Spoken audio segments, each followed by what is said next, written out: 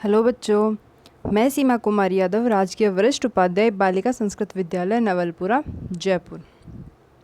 आज हम लोकतांत्रिक राजनीति भाग 2 के कक्षा 10 सामाजिक ज्ञान विषय के अध्याय 6 राजनीतिक दल के बारे में विस्तृत अध्ययन करेंगे। हम इसका जो आधा पार्ट है वो हम इसके पहले अध्याय में पढ़ चुके हैं और हम इसके जो अगला पार्ट है वो अब स्टार्ट करेंगे। कि भारत में हमने इस पहले वाले जो पार्ट है उसमें पढ़ा था कि राजनीतिक दल होते क्या हैं, उनकी ज़रूरत क्यों है, क्या क्या वो कार्य करते हैं, हमारे भारत में कौन सी शासन व्यवस्था है, एक दलीय है, बहुदलीय या द्विदलीय है। इसलिए अब हम जो इसका आगे का अध्ययन करेंगे कि राष्ट्रीय दल क्या होते हैं। राष्ट्रीय दल क्या होते हैं? राष्ट्रीय दल विश्व की संघीय व्यवस्था वाले लोकतंत्र में दो तरह के राजनीतिक दल होते हैं। संघीय इकाइयों में सिर्फ एक इकाई में अस्तित्व रखने वाले दल और अनेक या संघ की सभी इकाइयों में अस्तित्व रखने वाले दल। अर्थात एक होता है जो अपने एक राज्य होता है वहीं पर तक सीमित होता है, एक दल जो एक राज्य की पूरी सीमा तक सीमित होता है, और एक दल होता है वो अखिल भारतीय, पूरे भारत में क्या होता है उसके छोटे छोटे राजनीतिक दल होते हैं, उसकी छोटी छोटी सीटें आवंटित होती है। तो ऐसे दो प्रकार के दल होते हैं, एक अखिल भारतीय स्तर पर और एक छोटे या प्रांतीय स्तर पर, अखिल पूरे संघ के स्तर पर नहीं होता है। हमने पढ़ा था कि देश में हर पार्टी में निर्वाचन आयोग में अपना पंजीकरण आवश्यक है, कि एक ऐसा संगठित समूह है हम बना सकते हैं, लेकिन उसको निर्वाचन आयोग ही क्या करता है, उसको पंजीकरण करता है। आयोग के लिए सभी दल समान है, लेकिन जो बड़े दल होते हैं उनके लिए वो कुछ विशेष सुविधाएं उपलब्ध करवाता है। उन्हें एक चुनाव चिन्ह प्रदान किया जाता है, पार्टी में अलग से उनके उम्मीदवार दिए जाते हैं। इसके साथ ही जो मान्यता प्राप्त दल वो कहलाते हैं। स्पष्ट नियम बनाए हैं कि कितने और जो राष्ट्रीय दल में कौन से दल शामिल होंगे, इसके लिए चुनाव आयोग ने उनके लिए एक अलग से आंकड़ा निर्धारित कर सका है। विधानसभा में जो एक क्षेत्रीय दल की जो पार्टी होती है ना, उसके लिए कितना प्रतिशत वोट बैंक होना चाहिए वो देखो। जब विधानसभा के चुनाव में पड़े कुल मतों का 6% या उससे अधिक हासिल करती है और कम से कम 2 सीटों पर जीत दर्ज करती है, तो उसे अपने राज्य के राजनीतिक दल के रूप में मान्यता मिल जाती है। अर्थात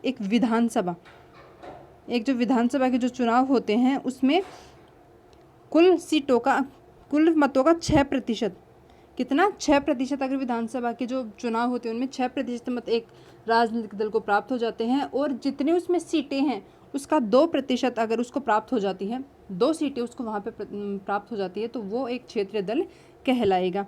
इसके अलावा जो अपने यहाँ पे देखें कि राष्ट्रीय दल का जो एक आंकड़ा होता है वो क्या होता है, तो वही बात, ये विधानसभा की बात थी, अब होगी किसकी? लोकसभा की। लोकसभा में क्या होता है कि लोकसभा में टोटल जो मत होते हैं ना, उनका 6% मत वहाँ पे उनको प्राप्त होनी चाहिए, और जो सीटें होती है लोकसभा में वो कितनी? 4% सीटें क्या होनी चाहिए, इसको प्राप्त होनी चाहिए, तब क्या होगा, वो एक राष्ट्रीय दल होगा। 2017 में क्या होता था? 2017 में क्या होता था? राष्ट्रीय जो दल होते हैं वो कितने प्रकार के होते थे? 7 प्रकार के। ये क्या करते हैं 2014 के चुनाव में या 2018 के चुनाव में क्या करते हैं, उनके जो वोट प्रतिशत है उसके आधार पर राष्ट्रीय दल निर्धारित होते हैं। अब वर्तमान में जो 7 दल है, लेकिन 2018 की या 2014 के बाद में 8 राष्ट्रीय दल शामिल थे। इसमें पहला है all India Trinamool Congress. All India Trinamool Congress, इसकी स्थापना हुई थी 1 जनवरी 1928 को। किसके नेतृत्व में हुई थी? ममता बनर्जी के नेतृत्व में हुई थी, और ये 2016 के रूप में क्या है? राष्ट्रीय दल के रूप में मान्यता प्राप्त है। और इसका जो प्रतीक चिन्ह है वो कौन सा है? एक है पुष्प और तृण। ये सबसे ज़्यादा पश्चिम बंगाल में क्या है? 2011 से क्या है, ये पश्चिम बंगाल में सत्ता में ये पार्टी स्थित है। इसके अलावा ये मणिपुर, त्रिपुरा, इन राज्यों में भी क्या है, इनका थोड़ा बहुत वोट प्रतिशत पाया जाता है। दूसरी पार्टी है बहुजन समाज पार्टी। ये है, इसके जो नेतृत्व करता थे वो थे स्व कांसीराम। उन्होंने 1984 में इसका गठन किया था। और इस पार्टी की जो सबसे बड़ी विशेषता है ये है दलित, आदिवासी, पिछड़ी जातियाँ और अल्पसंख्यकों को क्या करती है, अपने मुद्दों में क्या करती है, शामिल करती है। इसके अलावा जो राजनीतिक सत्ता पाने का प्रयास, इनका पहला प्रतिनिधित्व का दावा होता है, और ये महात्मा फूले, ज्योतिराव फूले, रामास्वामी नायकर, बाबा साहब अम्बेडकर के विचारों से क्या लेती है, ये प्रेरणा लेती है। और इसका जो प्रतीक चिन्ह है वो क्या है? हाथी। तीसरी पार्टी है भारतीय जनता पार्टी। ये सबसे फेमस पार्टी है। ये जो अपना पुराना जनसंघ था उसको मिलाकर क्या बना दिया गया है इसको, भारतीय जनता पार्टी। भारतीय जनता पार्टी जो जनसंघ था उसको श्यामा प्रसाद मुखर्जी के नेतृत्व में 1951 में गठित किया गया था और उसको 1980 में क्या कर दिया गया था, इस पार्टी निर्धारित कर दिया गया था। और इस पार्टी में जो दीनदयाल उपाध्याय के विचार, समग्र मानवतावाद, अंत्योदय से प्रेरणा लेकर आधुनिक भारत बनाने के लक्ष्य, इन सभी के साथ इस पार्टी का गठन हुआ था। और इसमें सबसे बड़ा इसका जो है वो है हिंदुत्व को क्या करता है, ये सबसे ज़्यादा बढ़ावा देता है। इसके साथ ही इन्होंने एक गठबंधन भी बनाया था इस पार्टी ने, किस नाम से, एनडीए, जनतांत्रिक गठबंधन के नाम से बनाया। 2019 में जो लोकसभा के चुनाव हुए उनमें 303 सीटें लेकर इस गठबंधन ने यहाँ पे सरकार बनाई है। फिर है communist party of India, CPI. ये 1925 में इसका निर्माण हुआ था और ये सबसे ज़्यादा धर्मनिरपेक्षता और लोकतंत्र में आस्था पर ये क्या करती है, बल देती है।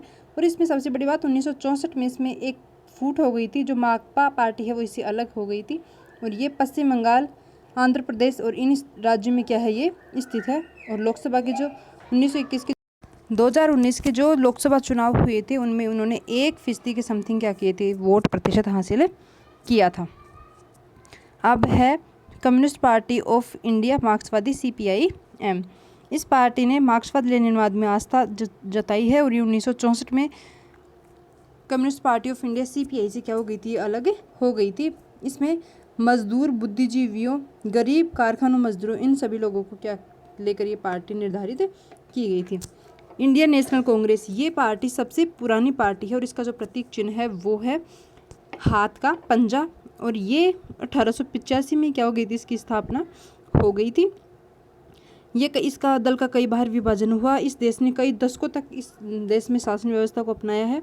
लोकतांत्रिक गणराज्य बनाने में भी इसका सबसे बड़ा सहयोग रहा है। और इसने गठबंधन सरकार का भी निर्माण किया था, वो कौन सा है, यूपीए गठबंधन सरकार के इन्होंने निर्माण किया था। नेशनलिस्ट कांग्रेस पार्टी, इस पार्टी का विभाजन 1999 में कांग्रेस पार्टी के साथ हुआ था। और ये गांधीवादी, धर्मनिरपेक्षता, आस्था, इन सभी बातों को लेकर क्या किया, इस पार्टी ने यहाँ पे अपना स्थान बनाया है। और ये पार्टी महाराष्ट्र में सबसे ज़्यादा बड़ी भूमिका में यहाँ पे निर्धारित होती है। महाराष्ट्र सरकार में इसने 2004 में संयुक्त प्रगतिशील गठबंधन, मतलब यूपीए में क्या हो गई, ये पार्टी शामिल हो गई। अब है क्षेत्रीय दल। 7 पार्टी के, ये जो 7 बड़ी पार्टी हमने पढ़ी है, इस पार्टी के अलावा हमारे देश में छोटी छोटी अनेक बहुत सारी पार्टियां हैं, उनको क्षेत्रीय दल या राज्य दल के नाम से क्या करते हैं, जाना जाता है। आमतौर पर इन्हें क्षेत्रीय दल कहा जाता है। यह जरूरी नहीं है कि अपनी विचारधारा नज़र में ये पार्टी क्षेत्रीय हो, इनमें से कुछ अखिल भारतीय दल पर भी स्थित होती है। समाजवादी पार्टी और राष्ट्रीय जनता दल का राष्ट्रीय स्तर पर भी बड़ा गठबंधन है। बीजू जनता दल, सिक्किम लोकतांत्रिक मोर्चा, मिजो नेशनल फ्रंट, ये सभी पार्टियां क्या है, नेशनल स्तर पर भी अपना प्रभाव स्थापित करती हैं। 2014 तक किसी एक राष्ट्रीय दल को लोकसभा में बहुमत नहीं रहा। परिणाम स्वरूप राष्ट्रीय दल क्षेत्रीय दलों के साथ क्या करने लग गए, गठबंधन बनाने लग गए। और ये जो गठबंधन बनाने स्टार्ट हुआ ना 1996 1989 के बाद में, तब क्या हुआ, उसके बाद में जो छोटे क्षेत्रीय दलों का महत्व क्या हो गया, बड़ा हो गया। और ये देश में संघवाद को बढ़ावा देने के लिए क्या हो गए, सबसे ज़्यादा मजबूती की स्थिति में आ गई। राजनीतिक दलों के लिए चुनौतियां। राजनीतिक दलों की अगर हम देखें भाई, ये राजनीतिक दल है वो अपना कार्य अच्छे से कर रहे हैं। अपना कार्य किस प्रकार से, किस स्थिति में एक नए कार्य को स्थापना में ये क्या कर रहे हैं, जोड़ रहे हैं। तो इसमें देखते हैं कि भाई इसमें इनकी चुनौतियां क्या है। सबसे बड़ी बात, पूरी दुनिया के लोग क्या करते हैं, इनसे नाराज़ होते हैं। इन जितने भी अगर बुराइयां होती हो तो सबसे पहले वो यही करते हैं कि किसी राजनीतिक दल के सर पर ही वो क्या करते हैं, इन बुराइयों का ठेकरा फोड़ते हैं। और इसलिए क्योंकि उनकी अच्छाई और बुराइयां वो सबसे पहले सरकार से पहले उन राजनीतिक दलों को ही प्रभावित करता है। तो इनकी जो पहली चुनौती है वो है पार्टी के अंदर आंतरिक लोकतंत्र का ना होना। हम देखते हैं कि देश में जो बड़ी पार्टियां हैं, वो बड़ी पार्टियों का जो नेतृत्व करता है वही उन पार्टियों का सर्वे सर्वा होता है। जो अन्य सामान्य कार्यकर्ता होते हैं उनको बड़े स्तर पर जो फैसले लिए जाते हैं उनका कोई मतलब नहीं होता है, उनको उनसे अवगत नहीं कराया जाता है। बल्कि ये जो सामान्य कार्यकर्ता होते हैं वो एक नियमित कार्यकर्ता के तौर पर कार्य करते हैं। तो ये क्या है, इस राजनीतिक दलों की सबसे बड़ी चुनौती है, क्योंकि फैसलों को प्रभावित करने की शक्ति उनमें नहीं होती है। जो बड़ा आला कमान जो फैसला करते हैं वही छोटे कार्यकर्ताओं को मानने की वहाँ पे उनकी समस्या होती है। दूसरी जो चुनौती है वो है वंशवाद की। हम देखते हैं जो बड़ी बड़ी पार्टियां हैं, उन बड़ी बड़ी पार्टियों में जो बड़े बड़े नेतृत्व करता है उनके बेटा या बेटी ही क्या करते हैं, आगामी आने वाले समय में उन पार्टियों की कमान संभालते हैं। तो जो पार्टी में जो सामान्य कार्यकर्ता है वो बहुमुखी प्रतिभा का धनी होते हुए भी उस पार्टी में अपना स्थान नहीं बना पाता। इसकी वजह से क्या होती है, वो वंशवाद वहाँ पे जो नए कार्यकर्ता है, जो नई प्रतिभाएं हैं, उनको सामने आने नहीं देता है। इसके साथ ही जो नज़दीक लोग हैं उन लोगों को वहाँ पे बराबर का महत्व प्रदान किया जाता है, और इसके साथ ही एक ही परिवार के लोग क्या करते हैं, पूरी पार्टी में अपना अधिकार बनाए रखते हैं, और बिना अनुभवहीन और बिना जनाधार के लोग भी क्या करते हैं, वहाँ पे अपनी शासन व्यवस्था बनाते हैं। तीसरी चुनौती खासकर चुनावों में पैसा और अपराधी प्रवृत्ति। हम देखते हैं कि जो पार्टियों में जो राजनीतिक दल आते हैं वहाँ पे जो उम्मीदवार होते हैं वो कई बार अपराधी प्रवृत्ति के होते हैं, कई दिनों में वो जेलों में रह के भी आते हैं। इसके साथ ही उनके कई आपराधिक मामले दर्ज होते हैं, लेकिन फिर भी राजनीतिक दल अपने पैसे के लालच में या चंदा इकट्ठा करने के लालच में क्या करते हैं, उन लोगों को उम्मीदवार बना दिए जाते हैं। चौथी चुनौती है विकल्पहीनता की स्थिति। हम देखते हैं कई बार कि एक पार्टी के विरुद्ध कई सारी पार्टियां इकट्ठी होकर उनके विरुद्ध कार्य करती है, लेकिन फिर भी विकल्प नहीं होते हमारे पास कि एक जो शासक सत्ता में है उसके सामने जो कोई एक उसके समान ही एक सुदृढ़ क्या होना चाहिए, नेतृत्व करता होना चाहिए, ताकि जनता के पास क्या हो, विकल्प हो कि हम क्या करें, इसको हटाकर इसको चुन सके। तो हमारे देश में क्या है, वो विकल्प भी उपस्थित नहीं है, जिसकी वजह से क्या करें, हम एक सत्ताधारी जो पार्टी है उसको सत्ताहीन बना सकें। ब्रिटेन की लेबर पार्टी और कंजर्वेटिव पार्टी के बीच हमेशा ही अब कम अंतर रह गया, क्योंकि जिन जिन मुद्दों पे वो पार्टियां अलग हुई थी अब वो मुद्दों का जो अंतर है वो कम हो गया, और वो पार्टियां लगभग समान रूप से क्या करने लग गई है, वहाँ पे कार्य करने लग गई है। तो इसलिए हमारे पास जनता के पास ये विकल्प ही उपस्थित नहीं होते कि हम जो हमारी एक पार्टी जो सत्ता में है उसके अदर हम किसी और पार्टी को क्या करें, वहाँ पर सत्ता में लेकर आएँ। फिर है दलों को कैसे सुधारा जा सकता है। हमारे जो राजनीतिक दल है उनमें जो कमियां हैं उन कमियों को हम कैसे सुधार सकते हैं। इसमें जो है सबसे पहला लोकतांत्रिक तरीके से क्या कर सकते हैं, हम इनमें सुधार का कार्य कर सकते हैं। और दूसरा है सबसे पहले दल बदल।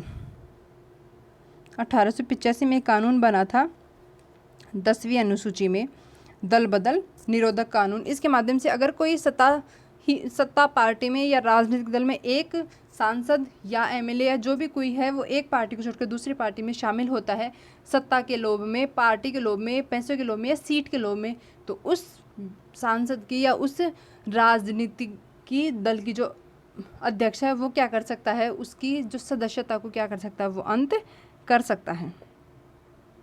दूसरा है उच्चतम न्यायालय।